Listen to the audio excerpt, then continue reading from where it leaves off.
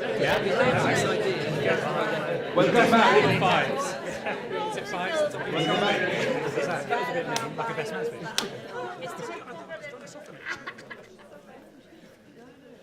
Thanks a lot for coming again, because on a Saturday evening, trying to solve the plastic problem, with everyone, from young people to all the industry experts, to all the energy, to all the innovation, is great.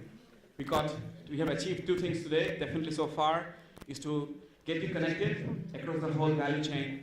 And obviously, I'm sure the industry has got a lot of information from the young generation who is here, obviously looking for solutions, looking at you, the future consumers.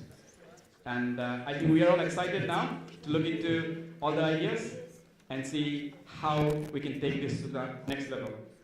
Again, as I mentioned before, I have a lot of templates for resignation letters. So if you're right there, just get your jobs, start your businesses. That's the whole goal. Just to let you know, we had an interesting chat today again with a lot of experts and key stakeholders in the whole ecosystem, how we can help early stage, pre-product market fit businesses to the next level. And Chris, and we've been talking a lot, and also with Robin and everyone, how we can even start investing ideas just on a tissue paper. Because unless someone does this, it will not happen. Someone needs to put the neck on the line and make it happen. And once you have a big exit, then it's just going to be flowing with entrepreneurship and ideas. And we discuss what's the problem, why can't we solve it? Why don't we have a new material or something like that? But I think we're very close now. But someone needs to really help this spur the innovation in the country. And today, definitely, we are moving on from just talking and moaning about it, from awareness to solutions. But now we'll crack on with the pitching. So we have got our lovely justice here in the front. We have an assessment criteria that we have shared with you before. We have got 10 teams to present. We'll have 3 minutes per pitch, very sharp, and we'll have 3 minutes Q&A. 6 minutes in 10, 60 minutes. I know there are a few teams that have come up with similar ideas, but it's fine, don't worry. I'm sure you've done better than the other teams, definitely. So that's an internal competition, definitely. So so we're gonna start now. Let's get the first one then. One more just housekeeping. We have got 2 microphones going. This one is for the PA, and this one is for the video. So if you come here, I'm going to give you both of them. So just hold both of them together. Others will have no audio in the video, so it doesn't look good later on. Thanks.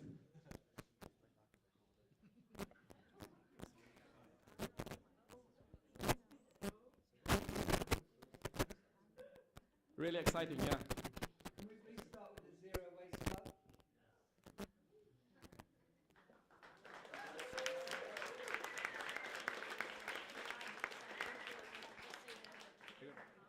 I'm stuck. Okay, it's starting good, yeah. We're mixing, yeah. So to pass on both of these together.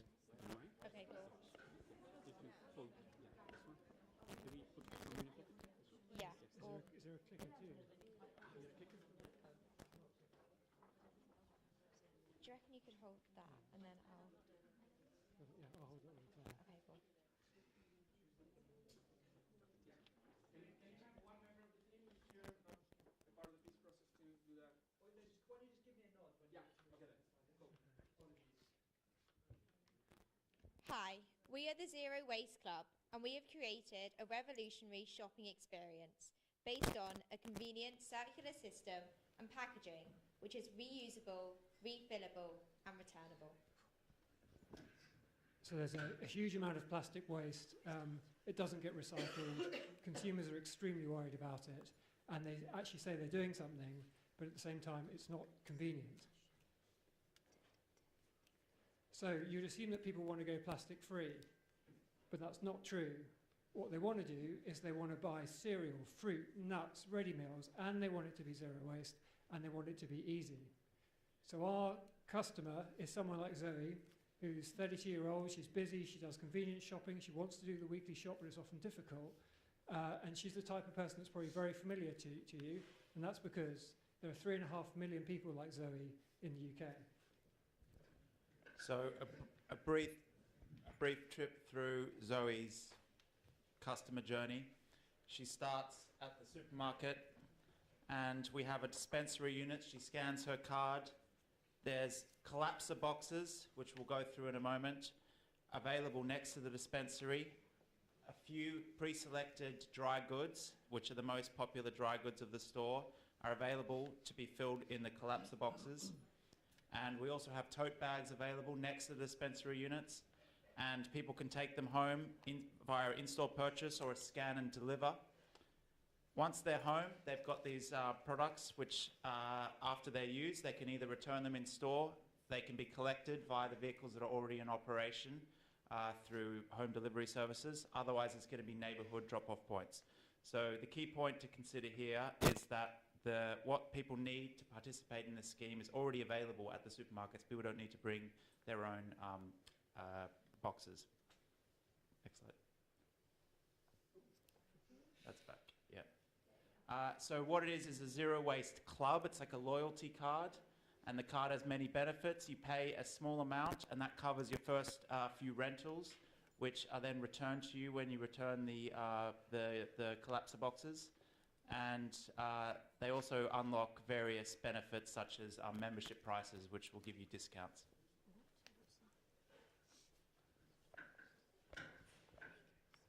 Cool. So to collect the containers, we're thinking about creating drop-off points or collection points that will be located near or around supermarkets. So this would allow almost 24-hour access to your containers. You'll be able to get food on demand. We're thinking about having a variety of sizes, so perhaps you could scale this depending on the portions of the food you'd like. So you could have maybe 1 portion, 2 portion, 3 portions, so on and so forth. So it's a good way of meal planning for the future. We're also thinking about gamifying the system as well. So perhaps when you get a container, there's like a counter which sort of goes up. So it's like you're almost incentivized to increase the counter and have a bigger count. Or perhaps we could even say like the amount of plastic that's been saved by all the uses of this machine. Okay, we're in overtime now, so speed through the last bits, please. Click, please. This is our product, Collapser Box, which can be filled by the customer, picked up already filled from the shelf, or ordered and delivered. So as you can see, they're lightweight, stackable, easily stored, collapsible, easily sterilised, convenient, suitable for a wide range of products and compatible with all stores. This is the compressed version ready for drop-off. Thank you for listening, and can we take any questions, please?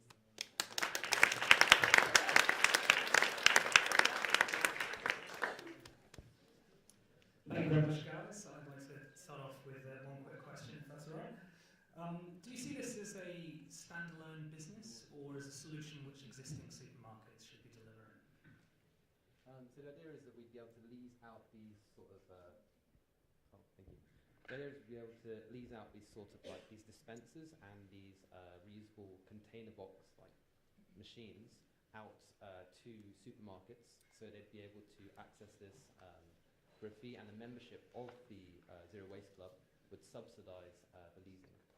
The idea is that it'd be able to be implemented in all stores across the country. This is not just your Morrison's, or it's not just your Tesco's, it's everywhere you go.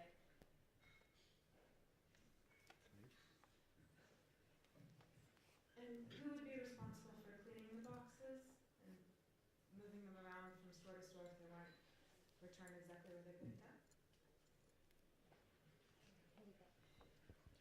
So we were starting with a particular product, so we were looking at dry goods and reducing the plastic packaging on, rice, cereals, etc. So in terms of cleaning and delivery, relying on the customers to rinse the items, return them into the drop boxes, either at their neighborhood point or the store, or in terms of the delivery service, like Tesco's delivers, all those places deliver to your home, and just incorporating it within the delivery scheme that's already there. I really like that idea. It kind of made me want to use it, so I think that's a good start. Have you thought about how you would scale it? So, a lot of people buy brands, don't they? So they go and they choose Kellogg's cornflakes rather than others. Would you be able to adapt to that? So what we were looking at is starting out offering it to stores, which all generally have their own brand of rice, etc., and salt, cereal, and then you have different zero waste clubs in different neighborhoods, and they can vote on the premium options, so Kellogg's, etc. Because we can approach Kellogg's and say, this many people are willing to pay if you're willing to offer it in a non-packaged container. Because what we're looking at is brands want to keep their brand identity and are unlikely to want to move away from individual packaging. But if we can prove that there's a customer base, they're much more likely to want to. And then, so as a community, you could vote on the kinds of brands that you want available in your neighborhood stores. Brilliant. Thank you so much. Around the time,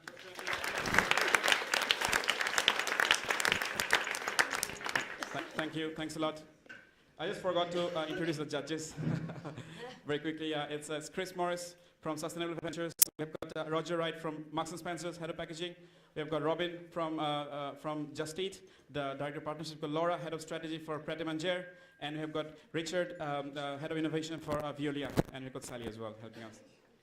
Let's give you a form. Thank you. The next team is Tupper Club.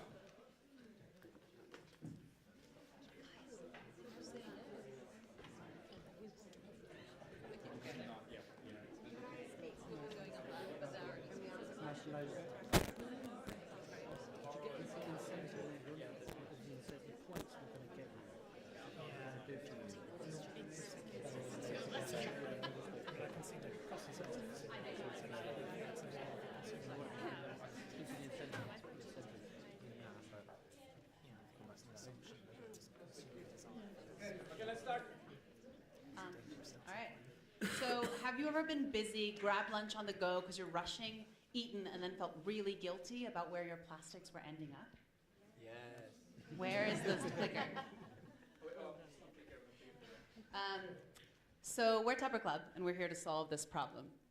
Next. We are subscription smart Tupper box hire, and we're reducing waste, single-use plastic through convenient and aspirational drop-and-wash lunchbox experience. So I'll just take you through the user journey, if you can click on. So here we are, the user sitting in their office space. They're busy, they're hungry, they work in densely populated business district. Was thinking we could start in Canary Wharf. They sign up online to Tupper Club, and then they collect their empty Tupper from a specified bank, and then they take it to store and get that filled up. Or you can buy pre-filled Tupper in the actual store.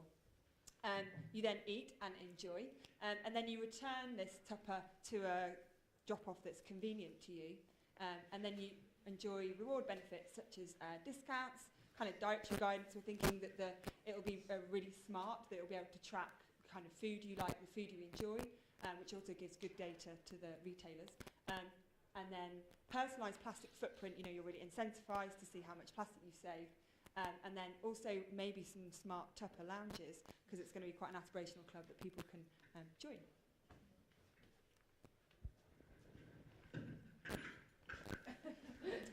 Hello. And now let's have a look at how this thing is going to look. So we decided to put the user at the center of our design process through. And they will easily be able to check prices and discounts, because having these boxes with them will allow them to have discounts and personalize the Tupperware. We put a great amount of effort in designing the Tupperware, and we decided to design it according not just to the user, but also to us, to the business. Indeed, another revenue model is going to be advertising campaigns. We'll be able to add ads on the lid of the box. Another thing is going to be customization, personalization. We want the user to customize and just change the box however they want it, according to their preferences. This would also be able to be done through the app, obviously automatically based on what you're eating. And then, yes, it will be easy to clean. Obviously, it needs to be easy to clean in order to make the process as smooth as possible. And finally, it's going to be made of recycled plastic. Great, so routes to market. So the main way that we would take this to market is to learn from existing platforms, including the Refill app that C2C, who I run, which is not a plug. So we've got 16,000 refill stations, so Pret, Whole Foods, Morrisons, Starbucks, Costa. We will use those as an initial target audience. We've had over 90,000 people download the app, so great customer base to tackle in the first instance, and community schemes of over 140 across the country, so great volunteer network to enable. Next slide. Market size, you can read the slides, but very much it's an active base. If you go on to the next slide, these are two great examples of live case studies for us to learn from. Boston Tea Party with regards to reusable cups, and Wriggle have just launched a lunchbox service themselves, so check them out if you don't know about that. Business model, so for the user it will be a monthly user subscription fee to ensure that we can pay for the cleaning of the boxes.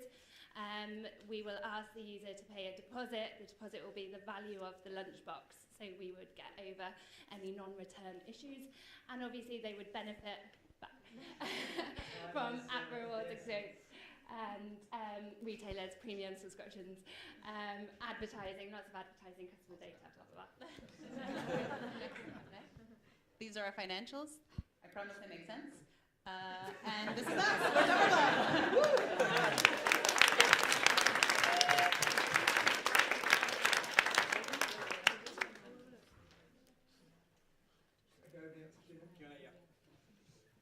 A great presentation. I particularly love the financials. Have you thought about at scale what this would look like? So the premium end works well and might be your early adopters, but how would that scale at a more value version of the market? So one of the key sort of areas for us to look into is business adoption. So looking at businesses or large business networks to create their own Tupperware style version. So that would be potentially of a completely different material, but it would be owned within the corporate space. They would be responsible for the washing and cleaning facility, so that it will scale down sort of the costs of the premium lunchbox. I also just wanted to add that we're really looking at the kind of to-go cup as a model. And like if you start and change the culture with the premium, then copycats will follow, and then it'll become more normal for you to just bring your regular Tupperware to a vendor.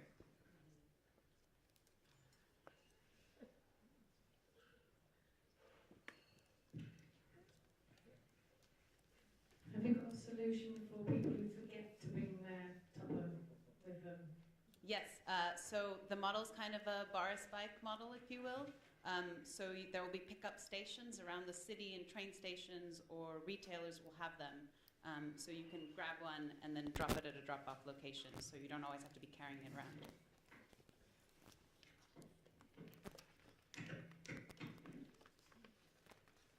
Great, thanks a lot. Thanks so much.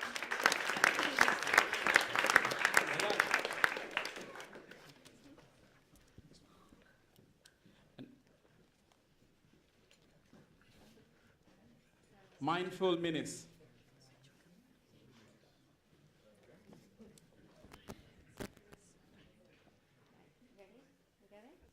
Hi everybody. So we are here today to talk about mindful minis, which are the solution to airport miniature toiletries / single-use plastics in the travel industry. So, I'm just going to get this. So who is our consumer? So our consumer is Millie, the millennial. She travels up to 4 times a year. She gets her news through social media. She loves an avocado. She cares about the planet enough to make some sustainable changes, but they are kind of sustainable changes that are convenient. So what we're going to kind of, lastly, she likes to, she's constantly in a rush. So that's kind of the thought. She's a typical millennial. She's constantly in a rush. So what are her problems? Okay, great. So hi. Oh. Hello. So what are Millie's problems? So I think we've all faced it, was probably that irritation of not being able to take all the beauty products that you want when you go on holiday, due to you only being able to take one of those plastic bags, the 100 ml restrictions, and also the fact that nowadays airlines are making it more and more expensive to take in your own check-in luggage. So we want to fix that for Millie. And a lot on top of that, because she's slightly forgetful too, perhaps a little bit disorganised, the high cost of minis when you do get through to the airport, it's normally about 8 times the price of what you'd pay for a full size of a bottle. And obviously, as we've already said, we believe that we would be able to have a solution that would eradicate that single use of plastic, whilst also making something that's convenient and cheaper for her. Hand over to Gemma.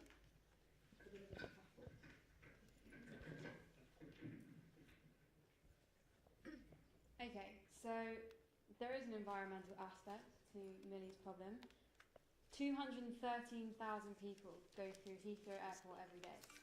That's 1.1 million pieces of toiletry plastic waste per year in Heathrow. And that's equivalent to 6,000 tonnes of plastic waste per year. And 80% of that goes into landfill. So just to put that into perspective, that's 9 Christ-the-Redeemer statues that are just in our environment. And so this is our solution. Yep.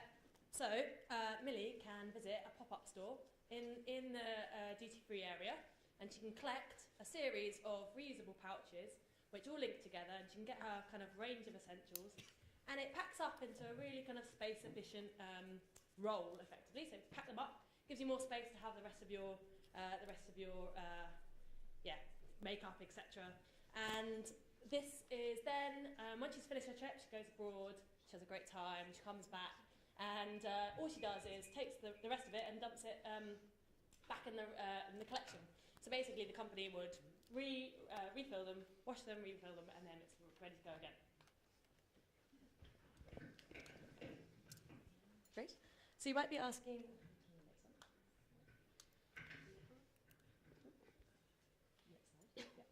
so you might be asking, what is the business case for this? So we see this as a 35 million opportunity.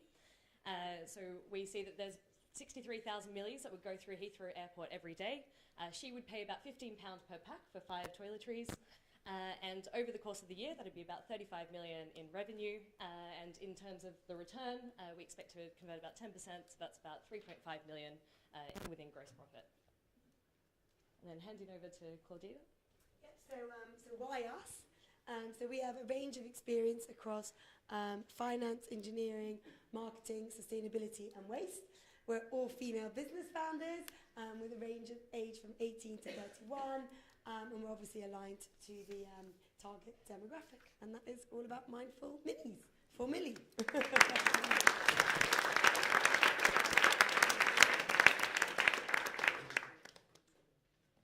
presentation, great idea.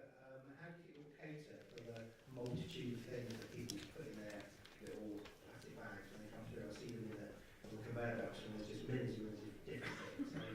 So we'd start with just like the essentials that people take when they go on holiday. So we'd start with shampoo, conditioner, body wash, toothpaste, and like body moisturising cream. And I think after that you'd want to look to scale. But I think initially we would start within what does nearly most people take, rather than trying to hit the makeup side of it. So people would still take their own makeup, but then the bit around which is taking up a lot of space, and that one little plastic bag that you can take through airport security, that's what you pick up on the other side. You then use it, and then on your way back, you roll it up and you dispose of it at the customs. So is it one set of those 5 and that's it, or do they have options that they can choose from? Can they choose in advance or in the The shop? idea is that you'd either be able to order your regulars, so you can go in, quickly pick it up and walk out again, or it gives you an opportunity to browse the products. So you can say, I'll take a bit of this one actually. The whole idea about the sampling nature of minis as well, so you can kind of clip them together, and that's the pack you want today. Okay? Thank you for that. I think you identified a real problem. I think what you could do is, as a customer, you could turn up at the airport with nothing and buy what you need as on your way through. Have you thought about the actual formats of the packaging itself and the materials you'd use? So not completely, but the idea is about kind of trying to create a reusable pouch, because a pouch offers a variety of benefits. One being that you can squeeze everything you need. You're not restricted by a bulky shape that don't pack, so you know your bag, you never get enough in.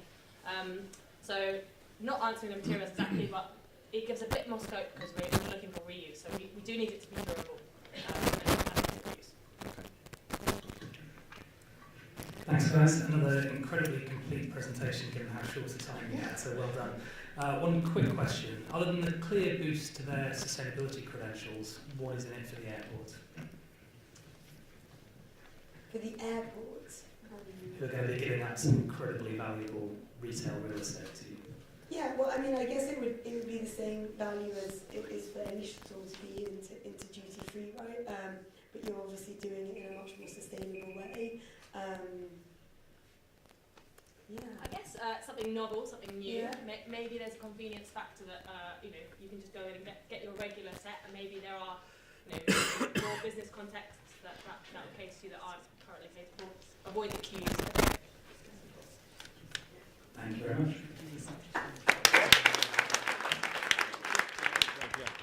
Great presentation.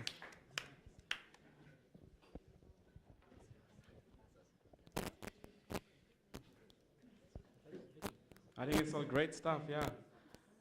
Now it's Mashin.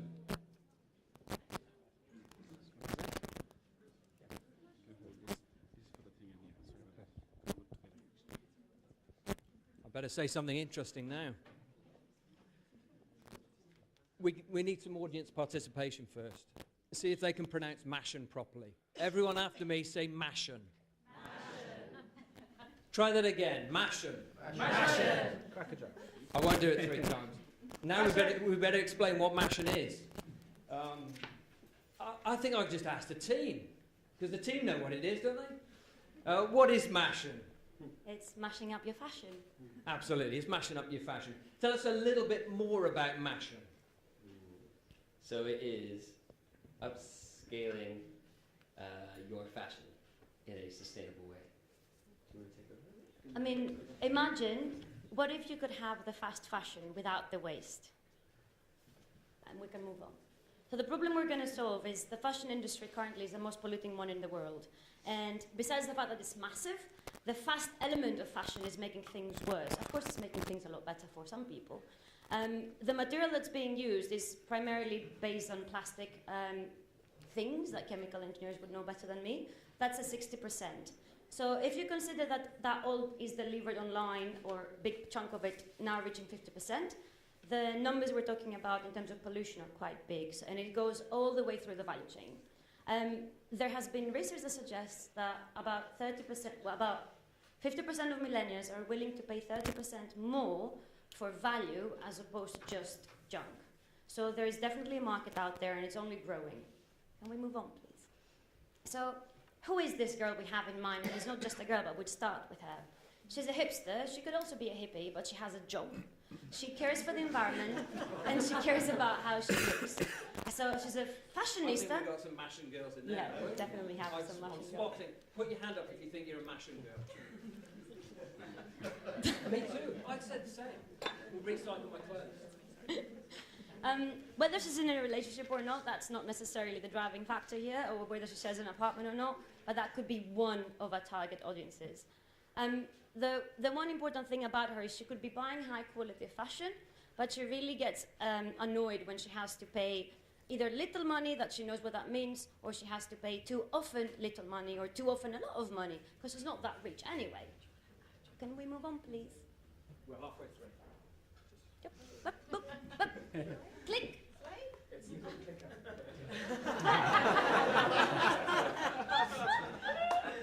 We've been working together for a long time. So she loves fashion. She feels bad about buying new stuff, and this wasn't a quiz. It was just a mistake. So how can we help her renew her style every day, or every week, or every month, without creating the way she's so conscientious about? Cool. So this is our model. Key points include following the money. The consumer will be paying on a subscription basis to our company.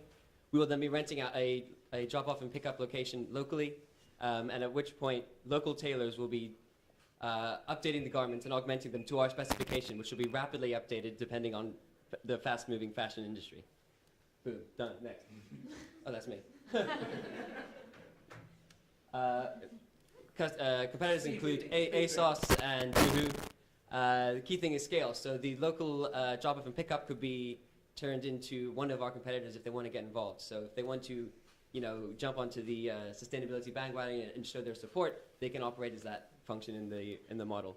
Key point here: 16.2 billion spent on fashion each year.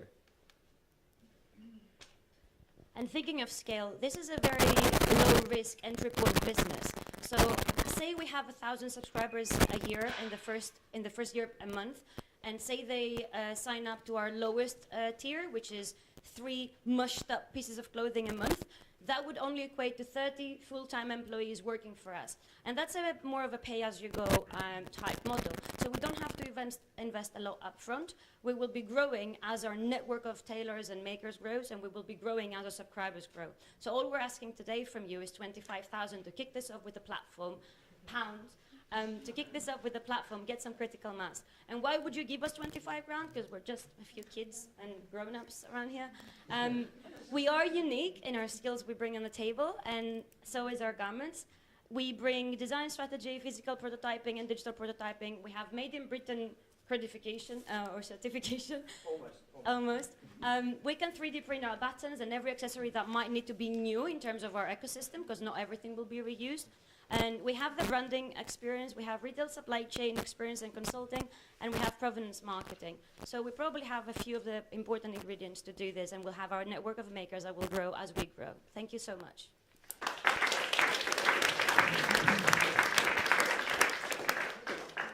Thanks, guys. An awful lot to digest there in a very short period of time.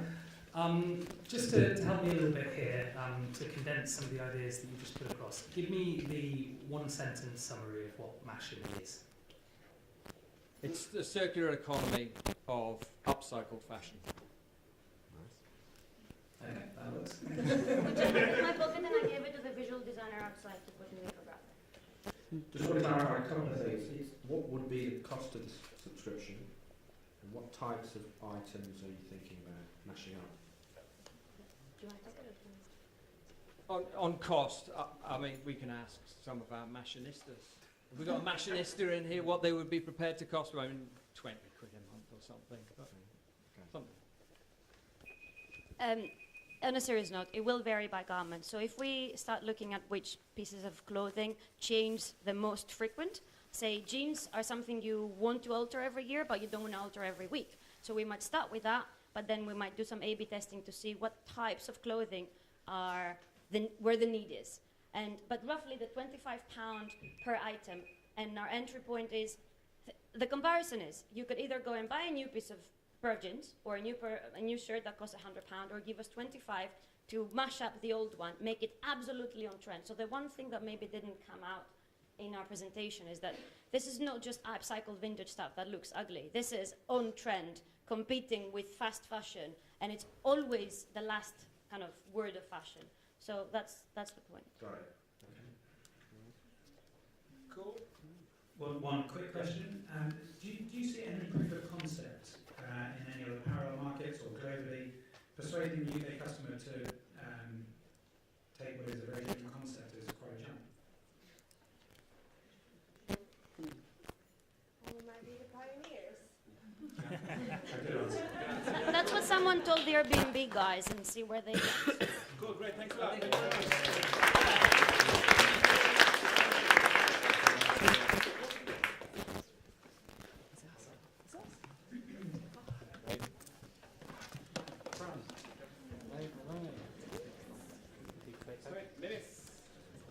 Hello, Minutes. We're Minis.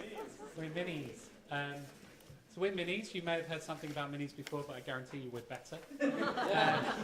So let's go through the problem quickly.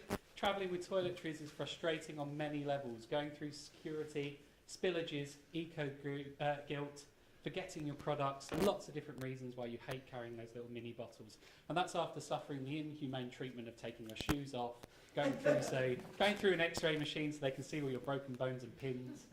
Many things make the travelling experience bad.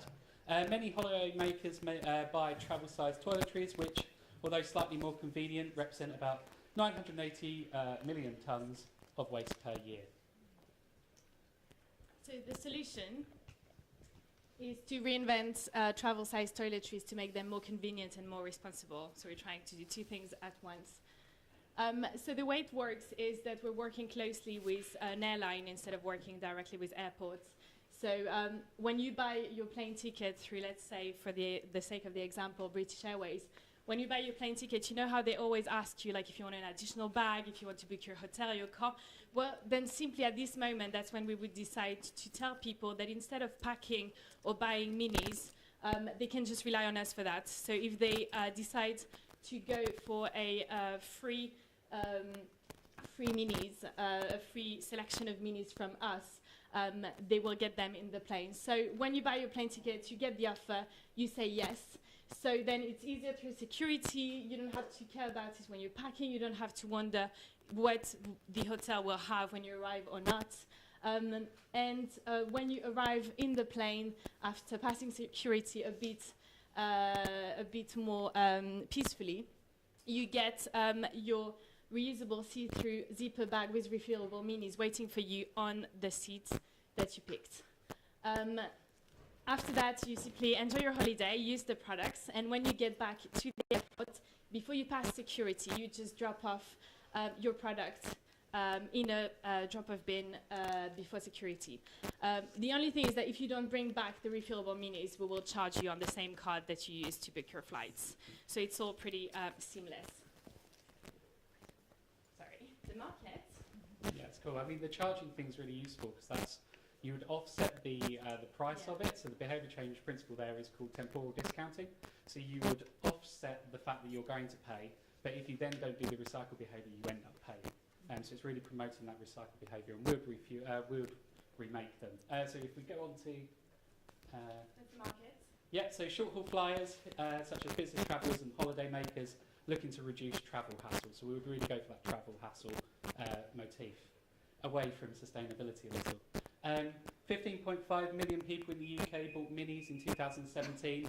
Represented £154 million if they were £1.50 each, just in the UK in 2017. So it's a big, big market. We want to eliminate it.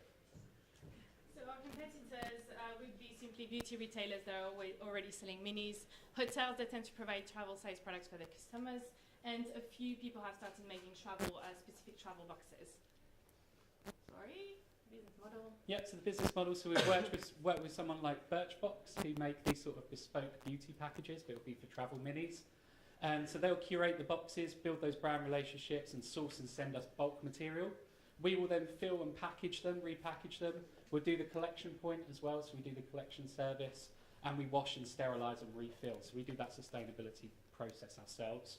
And British Airways, they do the offer, they do the distribution, so they're the ones putting it on their planes. And they do the filing as well, so they get the money back that way. And so what people would get out of it is simple. Birchbox would get advertising, so by using their product on holiday, you might be more likely to just want to keep having a range of products to try when you go back home, so probably we would get an offer with it. So if you come back from holiday, you can have the first box for free when you from home. It's also good for little brands that might want to just get more awareness. We would get revenue and obviously like the impact we want to have on the world. And a airline like British Airways can propose a better service to their customers, eco-responsibility obviously, and get revenue. So yeah, we want to eliminate the waste of 6.5 million travel-sized bottles per year. Give us money to do that, please.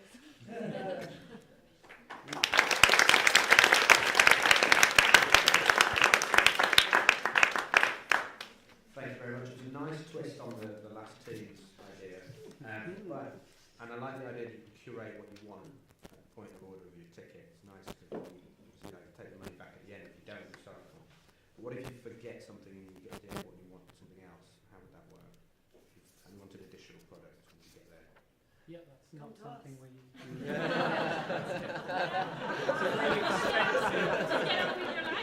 It's okay. It's going to be fine. Yeah, I think we would just try to provide something that is a bit simpler. So we're not about the lipstick, the blah blah blah. We're just about I think that most of us can probably survive with about Essentials. 5 mini products. Yeah. Okay. And for us, it's toothpaste. Toothpaste is the one that never seems to be provided. Something that you've really got to think about to get rid of. Maybe as a judge you shouldn't give away, but I really like this one. But my question is, where is the space on the plane to store these if you're going to do a mountain cabin? Yeah, that's a good point. Yeah. So we have. Can you repeat that? Where's the space on the plane? The space on the plane for what? Yeah, so if I love it, it's really simple. I would actually do this. I click, where is the space on the plane? If everyone on the plane decides to do this, to store these products. So if you stored it in the airport, then you wouldn't have to store it on the plane. You just take them out as people are boarding. Yeah. So you can just take them out with the bags that are going out. One box goes with one bag, and then hand them out in service. I think when people come and like clean the airport, like if you take the example of EasyJet, for example, where it's like so fast, you see the people coming out of the plane. There's still people just going through the aisles, cleaning quickly, getting the stuff out. I think that at this moment we would just like put the boxes from the people that have ordered it. So they wouldn't be stored in the plane, but in the airport, I think. Another logistics question on the return. So you could put it in a separate box in any airport British Airways flies to, and then who's picking them up and how? Us. So it'd be us. Yeah, we're picking them up. So we'd have to pick them up from the container. The container in itself is quite interesting because we barcode them. So we want to get the fining part done.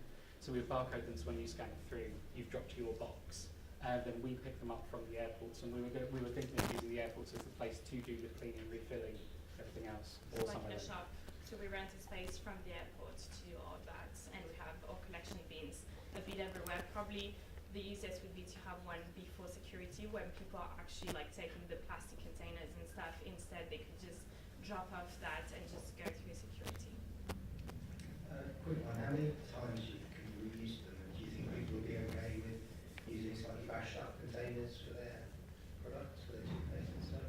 We haven't thought through the actual product itself that goes in there, but hopefully someone else here has found a fantastic bottle solution for us. I think that if you use, like lightweight glass, for example, that could like last quite long. Lightweight glass with like a metal cap, for example, you would be able, I think, from personal knowledge, I think that you would be able to, you would have to recycle leads because you're currently not allowed to reuse, to sterilize and reuse leads. That's the only part that would have to be recyclable. But the actual product, I think that for toothpaste, for example, instead of going for a tube, like a tube of toothpaste, you would just go simply for a jar. So there's like other solutions. I think things don't have necessarily to look the way they always look. We can look into like other ways of doing that. Because we can use anything, there's tablet toothpaste, things like that. We can use any of those new innovative products in our boxes. Cool. Thanks a lot. Thank you very much.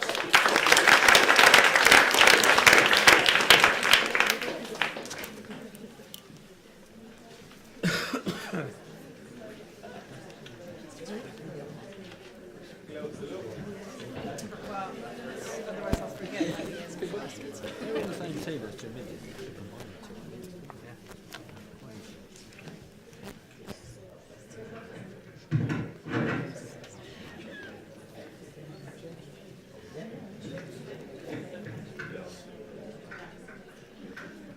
Hello everyone. So we came up with an idea to kind of revolutionize the recycling industry. As you all know, most recycling doesn't actually happen as such, apart from a few companies that are ethical and do the job correctly. So we came up with an idea to maybe create an organic recycling company, basically. So we would take food packaging, wasted food, and that would be recycled and made into packaging, which would then later on would be also recycled with the food. So basically every household would have a sort of like, basically I think in some boroughs in London they have, some councils provide a sort of like green box where you discard food and it gets recycled and so forth. We would have a box specifically for this idea, close your loop, and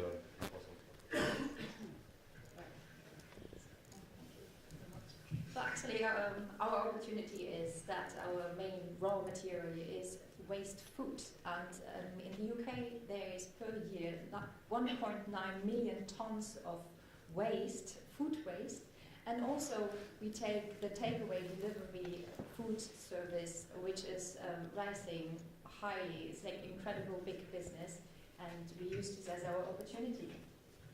And the solution is that, what Nikolai also introduced already, we're going to create a new biopolymer out of food waste, and we create this into our packaging.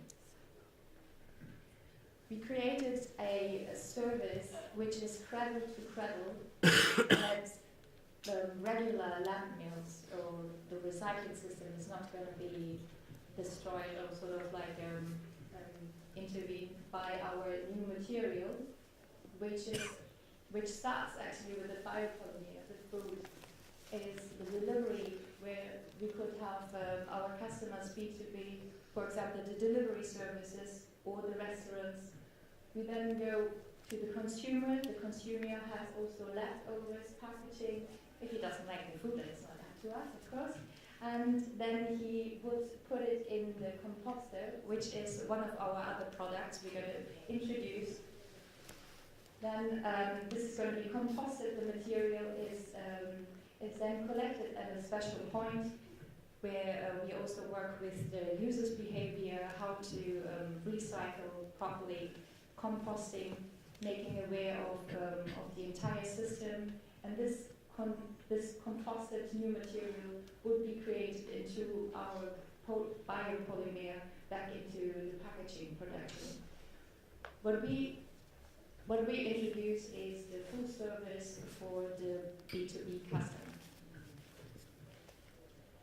So, in other words, just to summarize quickly, I think it'd just be an organic type recycling system, and we'd have a plant somewhere within the UK, close to the big cities, that can, because I mean it exists already, the technology's there, we can do it.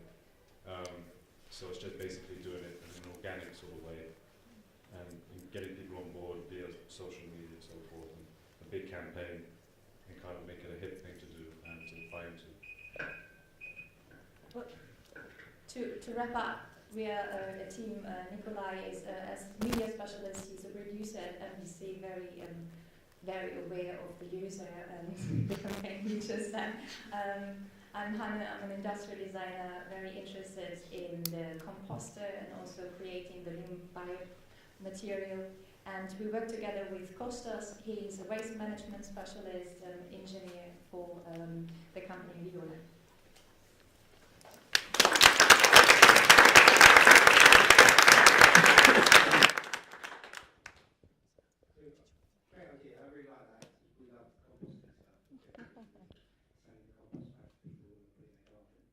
One of the challenges is finding a product that lasts while you want to use it, and then all of a sudden you throw it away into plastic compost.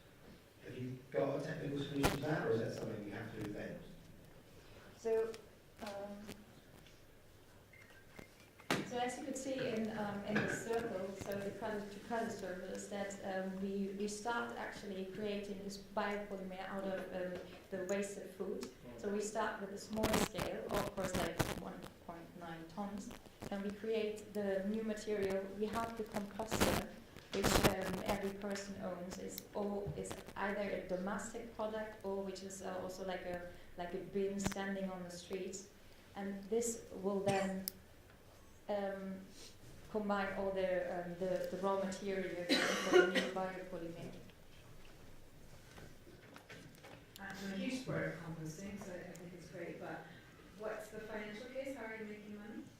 We would look, I guess we try to get the government on board, councils, try and get investment from that, get them to push forward, and then obviously any sort of businesses that would be interested.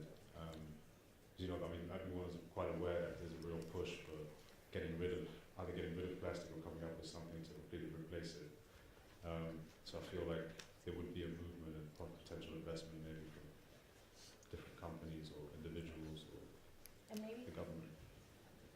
And maybe this is a rather full service as a non-profit foundation company, which just makes one aware. I mean, it can stand on its own. I mean, it gets bigger and bigger by more composted raw material, and it has quite some value, for example, as well as fertilizer could be used maybe in the food industry or could be used also differently to grow. Great presentation. Have you thought about shifting consumer behaviour around eating off or from something that has been through a recycling plant? We have to get their heads around accepting that mentally.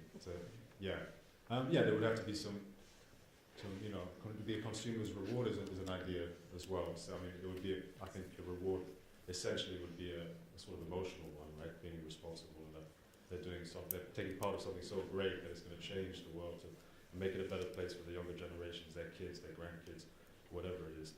I feel like if you market it that way, you can definitely get people to forget about this sort of, it's gone to a plant type thing, or wherever the plant would be, we'd obviously have to make it look good, look clean. I mean, it would be clean, fresh, and hygienic, obviously, but it would have to have that look and it would reinforce that as well, I would imagine. Great. Thank you very much.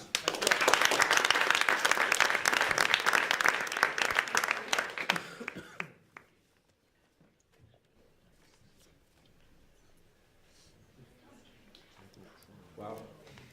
Airport trauma.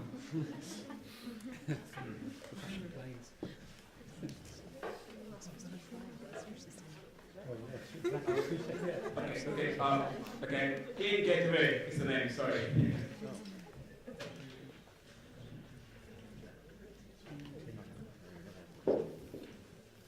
Hi everyone.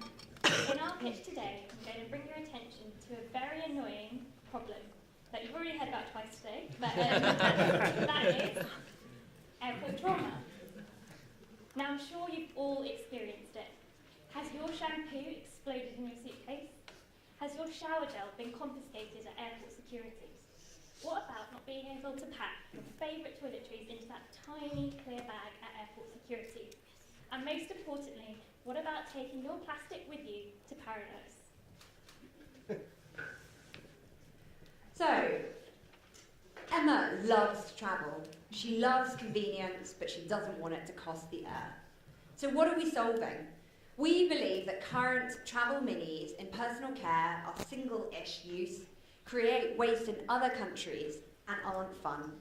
So we want to go from plastic-ish fantastic minis to a clean getaway. We want travel minis in personal care that are 100% biodegradable with minimal waste footprint. We don't want to drive problems into other parts of the supply chain. We want them to be single-ish use. We want them to be efficacious. We want them to be no spill. And we want them to be fun and experiential with lots of foam to talk about. So what is Clean Getaway? These are hair and body sachets with a dry infused mesh packed inside. The mesh is infused with your favourite shower gel, shampoo or conditioner, as you can see here, and activates on contact with water. Simply rub the mesh in your hands to create a dreamy lather with a magical smell. The best bit, the sachet is wax lined. That's good.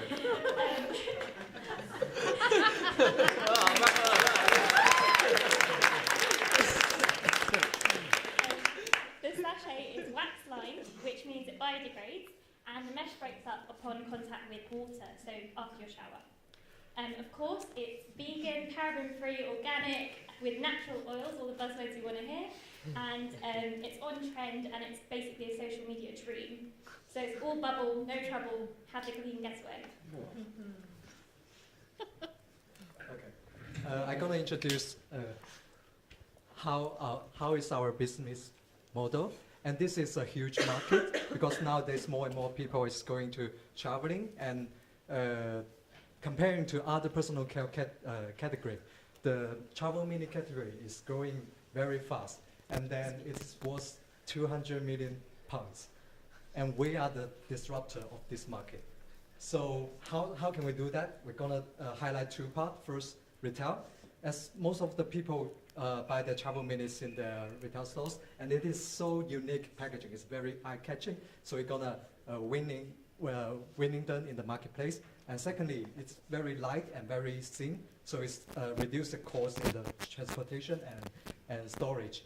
And also we can in the future we're gonna partner with other brand, so existing brands. So we're gonna licensing our technology to them, and together we're gonna win the market. So very quickly, the financials. We plan to do 5 different sachets in the range. They'll have 7 of the meshes in each of them. We think our retail price will be about £3. We reckon that turns into about £2 after promo and tax. So we'll give the retailer a 50% margin, and we'll get about a 75% margin off the cost of goods. So we're looking at a year 1 opportunity of around 100,000. Thank you.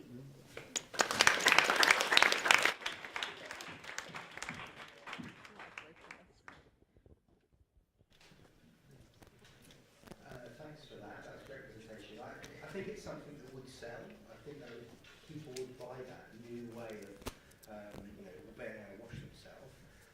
But is that a real technology, like a biodegradable thing that contains soaps? Because I think soap has to go in kind of a non-biodegradable container.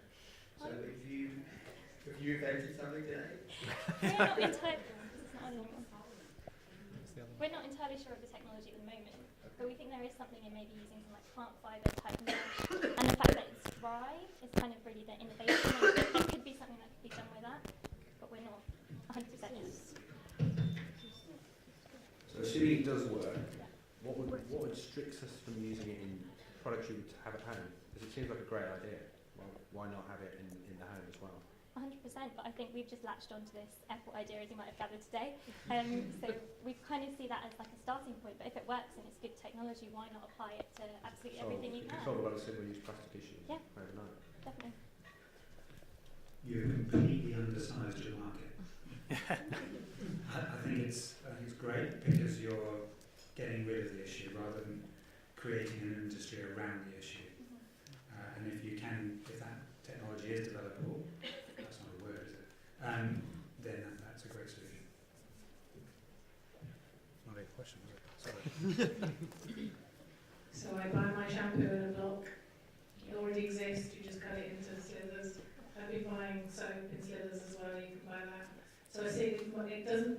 I'm only picking on it slightly. It doesn't fit the remit of reuse and refill, which is what we did today. I think it would definitely win in terms of saleable.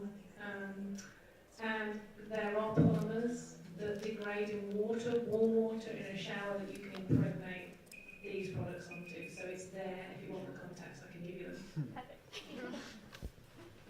Great. Thank you very much.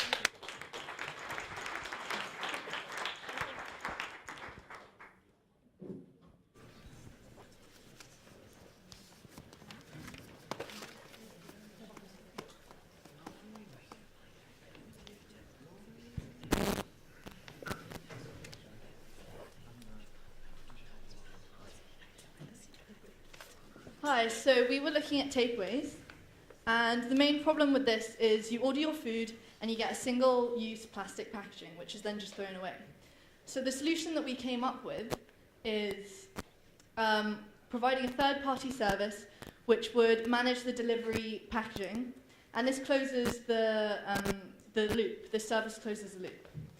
The market that we're looking at is urban users in the UK, so they would be frequent takeaway users, and they would also be environmentally conscious. All right, so what's the new system we're proposing? So we start at the producer. The producer produces absurd numbers of trays, delivers it to the service. The service delivers a batch for 1 week supply to the restaurant. And once the customer orders food, as we know, the restaurant delivers the order. But now the new thing happens. We recollect the trays. So basically that's what we're suggesting. So this is us, the service, and this is what we do, recollecting stuff. Actually, maybe just half of the service is us, because our intention is to partner with services like Just Eat. So basically, all we do is take away your takeaway. So that's the name we're running with so far. And let's get a closer look at us. What do we actually do? So on the one side, we have the consumer who eats the takeaway food, puts it out on the front porch, and we take it away. So while the consumer is away, the thing disappears. To the restaurant, we provide branding, like nice prints, so we're going to team up with Team 2. That's what we propose to the restaurant, which increases, like, it just looks nice in a plastic box, right? And then to the delivery service, we provide these amazing high quality boxes, sustainable, circular, nearly zero waste, and we provide them for 50p per tray, which is quite affordable. And considering the marketing and branding, that really pays off. So this is what we do. Okay, so we make this, and we do this. So we take single-use plastics, and instead of maintaining this distribution of single-use plastics, we provide high-end either plastic or ceramic or metal trays and cutlery and everything that would go with a meal. And it's financially viable because we collect it and we pay our delivery drivers £10 an hour, and averaging at about 50 trays per hour, that works out to about 20p per tray, plus cleaning the tray is 5p. So our variable costs are 25p, and so by us charging 50p, we have a profit margin there of 50%. And so how does this look for the consumer? On their end, this is all that they see. The main difference is that they opt into paying an extra 50 pence for the service. And we believe that it's justifiable in them doing that, not only because it's sustainable, but by virtue of us being able to recollect this packaging, we can. There's an opportunity to greatly increase the experience for the consumer. And then finally, the way that we would scale it up is initially the first phase of how we'd collect them is just having our own private small fleet of lorries that would come and do a sweep and pick up the trays once or twice per day. Eventually, we'd like to scale that out to a gig economy. So using an app, you could collect multiple trays at once, and then there would be an incentive to return them either through credit or just through a cash reimbursement. And then eventually, after we've proven the success of this using existing infrastructure through the government, like recycling pickup or trash pickup, having a box system right alongside those. And that's about it. Thank you very much.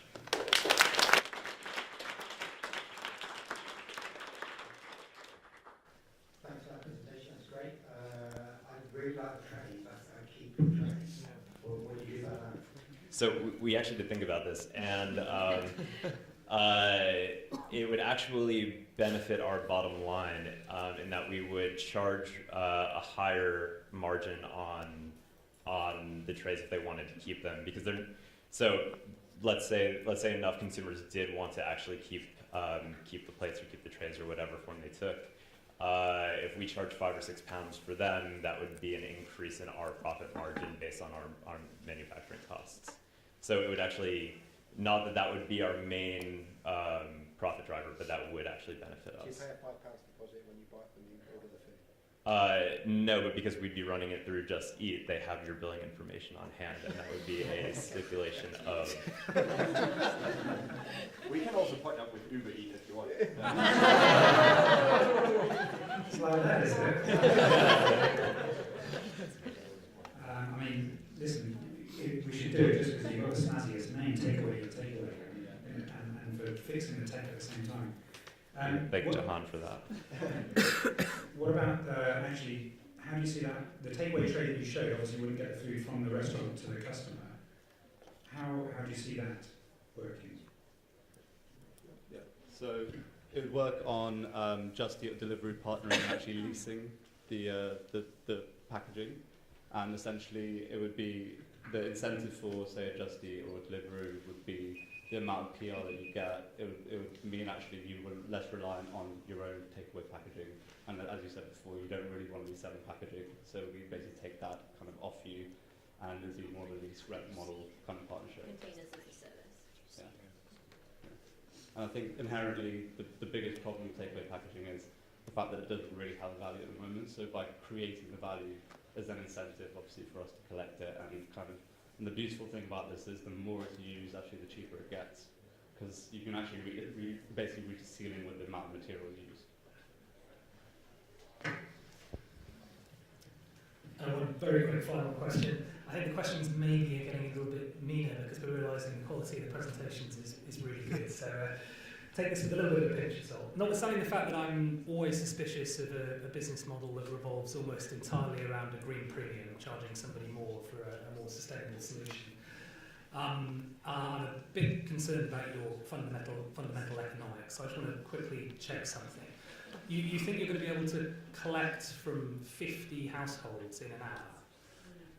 The scale that you're going to need for that to work, you're going to need essentially everybody on a given street to be using you on an almost daily basis. I mean, if you look at any kind of delivery or collection service, even if they have huge scale, they're looking at a kind of average of sort of 6 to 7 minutes per pickup per household. So we're basically trying to have a hybrid system. The core dense city areas where all our customers live, we have the trucks going around.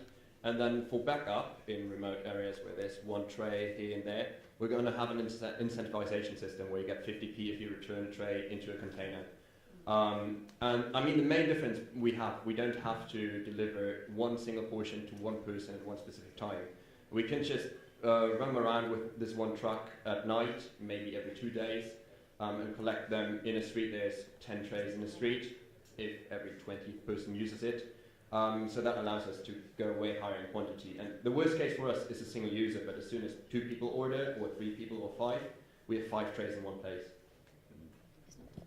I'll add to that. One of the reasons why we think that our financials make sense is that a delivery is about, you mentioned, is about 4 to 8 pounds per delivery, but that's because you're distributing all this service amongst, all of the deliveries are distributed, whereas this would be one collective pickup. So so we might have admitted that you leave the trays just right outside your door, and so you can get it's not like you're going into each person's house and knocking on the door and asking for them back or anything like that. So instead of just having this distributed system where it's one-off restaurant to customer, it's 1, 2, 3 trucks to the entire city. Okay, lots of other questions. Time. Thanks a lot. Thank you very much.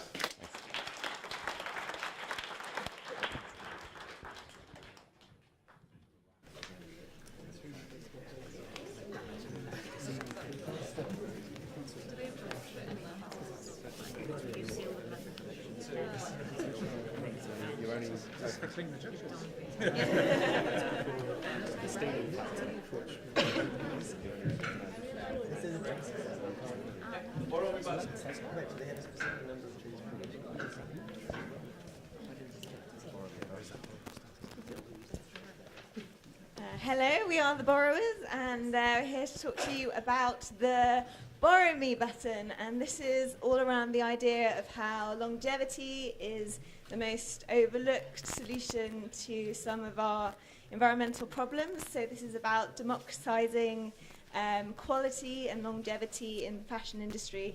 And we all know how damaging the fashion industry is, especially when it comes to plastic and polymers. And this is our solution. So what is the problem that we are trying to solve? Every year, 140 million pounds worth of clothing goes to landfill, and we have a problem regarding plastics about fast fashion, because a third of fast fashion is actually made from polymers, and they tend to end up in plastic and create microplastics in the washing machine. So the opportunity we have here is a group of people who are looking, when they go online shopping, for something convenient. They still want to be sustainable, but they don't want to change their habits. And turns out that quality is is a priority for a lot of the consumers, and that fashion is a growing industry. So we think that there is an opportunity to start a renting model where instead of buying fast fashion, you actually rent sustainable and items that have a longevity in their life cycle.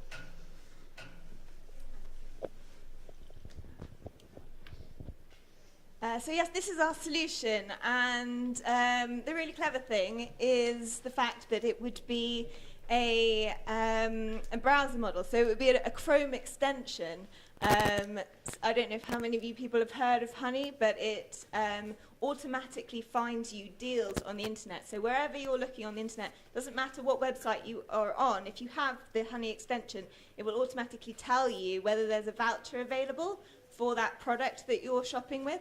So, as of Honey, this is a Chrome extension, but instead of finding you a deal, it will offer you the opportunity to rent the product instead of buying it outright. And this would be available to products that have been identified as long-lasting, high-quality, sustainable products. And so it will open up the opportunity to buy these products to a whole new audience who maybe have been trapped into a fast fashion cycle before now. So our target consumer would be your millennial female. She's 29. She shops at Boohoo, and she reads Stylist. She always forgets her Keep cup, and she wants to be more consumer conscious. But the financials aren't adding up, and this is a real unlock for her. So this is how we give our customers the opportunity to rent instead of buying. You've got the Chrome extension, which sits on top. Consumers will browse the website as normal. When they're on a website of a brand, they are presented with the option of renting the product instead of buying it. So they rent that product. The product goes via repack to consumer one, who then is on it for they pay a rental fee to have it for a month, and if they keep it into the second month, they pay another rental fee, etc. When they have finished with the product or returned the product in time, they send it through to the dry cleaner, who would be a partner in this ecosystem with us. The dry cleaner has a 4-step process where they assess, clean, if needs be, repair, and then distribute. So that is, then you've got the Chrome extension is working for other consumers, but we also have a rental site. As kind of word of mouth spreads and people start to realize that you can have these beautiful high quality t-shirts and other items of clothing, but you don't necessarily have to buy them. So one of the two routes in, the next consumer decides, I do want that product, and it gets sent again via the same repack from the dry cleaner to consumer number 2, 3, and 4, etc. Ultimately, we're talking about products never going to landfill. And so we keep them in rotation with our consumers, provided they're of the right condition. And then when they are not, again, in that assessment period with the partner dry cleaner, they'll be faced with the decision to either upcycle, of which there are a variety of kind of downstream fun options, or we can ethically dispose of it to ensure that nothing goes to landfill. So that's kind of an overview of the clothing life cycle. We'll use mailbox-sized envelopes to make sure that, for the convenience of just putting it through your mailbox, and a nice QR code to make sure that the repacks find their way to the appropriate location. Brilliant. So this is a lot about proof of concept and how we've seen this business model work elsewhere. So currently the fashion industry is valued about 32 billion, and the proportion that the rental side of the fashion industry will hold is only increasing at a greater rate than the fashion industry itself is. And you've seen Y Closet in Beijing gathered £70 million worth of funding and has 10 million subscribers linked to their service. And we've also seen it with Rent a Runway, which holds 9 million subscribers to their service. So it's been proved that this model works. And our route to market is really quite simple. This is a free plugin, a free extensions. People can try it, and then they can use it. And really, it's just showing. We're going to try to show customers that you can find sustainable, good quality clothing that will be ethically disposed and will last while you have it and while other people have it, which is just making the fashion industry sustainable. So thank you for listening. And this is us.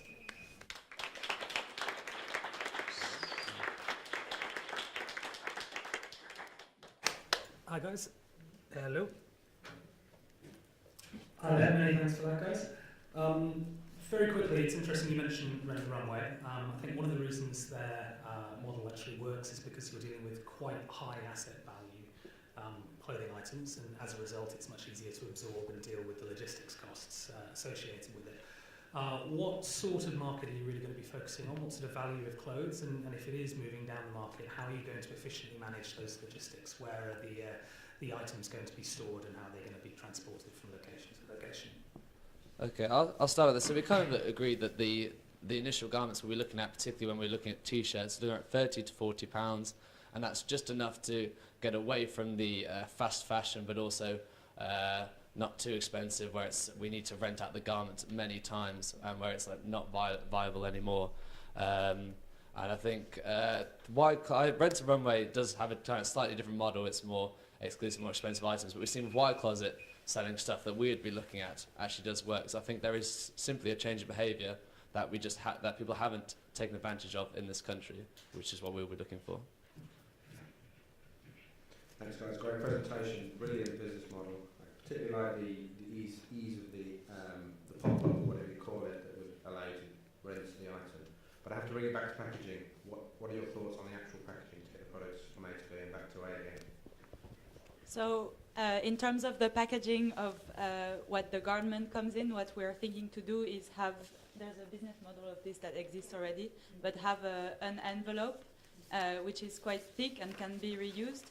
So basically when you rent out the piece of clothing, you receive it in your letterbox, and you keep that piece of packaging which we can potentially make the consumer pay a deposit for, and then when they return it, it gets locally sent to a dry cleaners, and that dry cleaners uses that packaging again.